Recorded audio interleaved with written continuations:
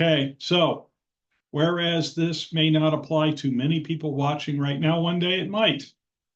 Basically, anytime somebody dies and leaves a traditional IRA to a beneficiary, it's complicated. First thing you need to know, did the owner of the IRA pass away after December 31st, 2019? Need to determine if the person who died is the original owner of the account, i.e. they didn't inherit it from somebody else. Next, you need to determine the relationship between the owner, who's now the decedent, and the beneficiary. If it's a spouse, it's generally less complicated. Next thing you need to determine is the beneficiary an eligible designated beneficiary? And you need to determine next, after that, did the owner pass away before their required beginning date? What the required beginning date is the time where they were supposed to start taking money out. And this information is critical in determining the maximum length of time for disbursement, a fancy word for pulling money out, and of course the payment of the associated taxes. Of course, if you need to take all the money out at once, you can do it more quickly if desired.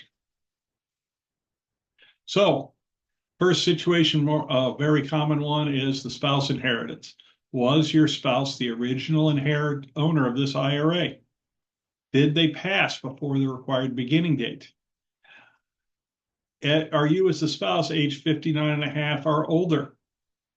Were you older than your spouse? Do you want income now?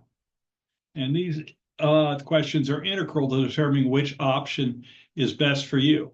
Rolling it into your own IRA or making that IRA your own, or begin taking required minimum distributions with no penalties. This is really important if you're younger than 59 and a half. If you need the income, frequently that's a good answer.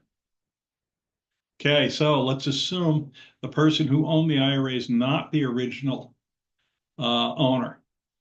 Did the original owner pass before 12/31/2019? Did the most recent owner pass after 12/31/2019? Basically, anybody that passed in 2020 or later. This gets more complicated. If you passed in 2019 or earlier, it's a lot less complicated. Did the original owner pass away on or after required beginning date? Was the most recent owner an eligible designated beneficiary? And the answers to these two questions will determine which of the following paths you must take. It could be required minimum distribution over the original owner's or most recent owner's life expectancy. And there's a special table for that, the IRS single life expectancy table. And there's a 10-year time frame where you got to get it out. Sometimes you have to take a certain amount every year, required minimum distributions. Other times you just have to have it out by the end of 10 years. So I've mentioned eligible designated beneficiary a few times. So here are the people that are eligible designated beneficiaries. Minor child of an owner. If it's somebody that's less than 10 years younger than the original owner, this might be a sibling if it's not a spouse. Disabled, chronically ill. And like I said, if they passed away in 2020 or later, this applies. If they passed away in 2019 or earlier, it does not apply. So let's assume the inherited IRA's original owner passed away and left it to one of those folks, so it's an EDB. Did they pass before or after the required beginning date?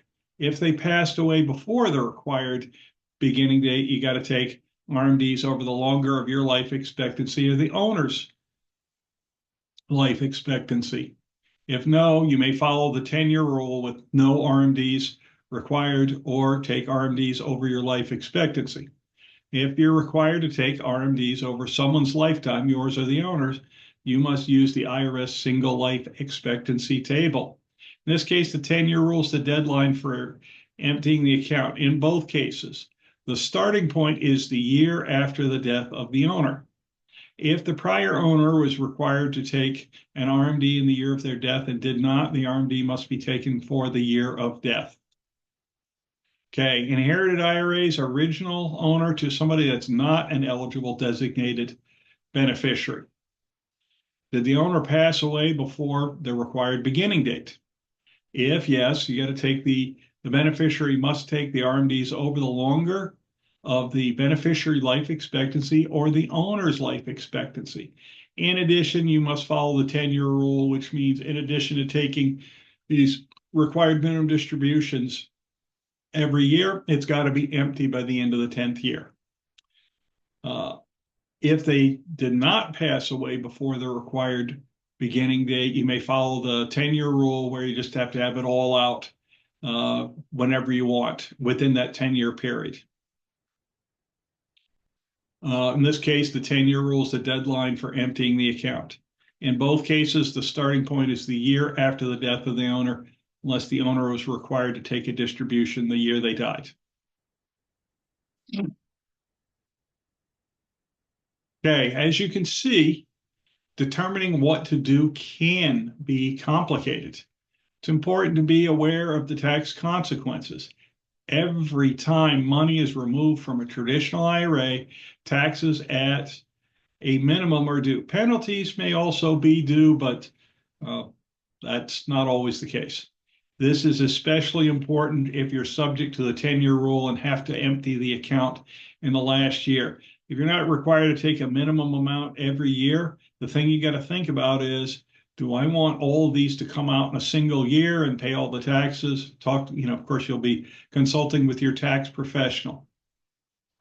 Always consult your financial advisor and your tax advisor prior to acting. Once you graduate, be it from welding school, engineering school, or law school, you're going to need a different plan for each of these stages that's tailored to your individual situation. Working years. Am I saving enough, and is it in the right place?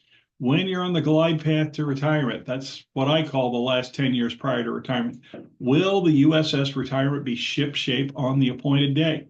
When you're in retirement, how do I avoid running out of money before I run out of life? And legacy. Does what I worked hard for get to where I wanted it to after I'm done with retirement?